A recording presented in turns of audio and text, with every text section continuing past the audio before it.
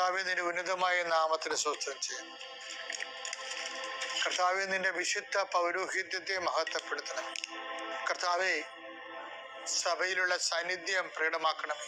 40 വർഷം അർപ്പിച്ച കുർബാന യോഗ്യതയാൽ കൃപാസ്ഥാനത്താരെ ജീവനോടെ പ്രത്യക്ഷപ്പെട്ട പരിശുദ്ധ അമ്മയുടെ പ്രത്യക്ഷീകരണ സ്ഥിരീകരണത്തിനായി ഇന്ന് കൃപാസ്ഥാനത്താരെ നടക്കുന്ന 10,000-കണക്കിന് മനുഷ്യരുടെ പ്രാർത്ഥനയോട് കൂടെ ദൈവവേദനയെ ഞാൻ നിന്നെ ഈശോനാമത്തിൽ ആസ്വദിക്കുന്നു.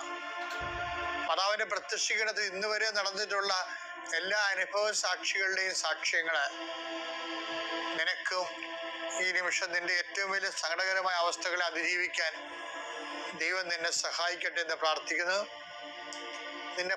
നീ ഭയപ്പെടുന്ന വ്യക്തികള്, നീ സങ്കടപ്പെടുന്ന കാര്യങ്ങള്, നീ എന്ത് ചെയ്യും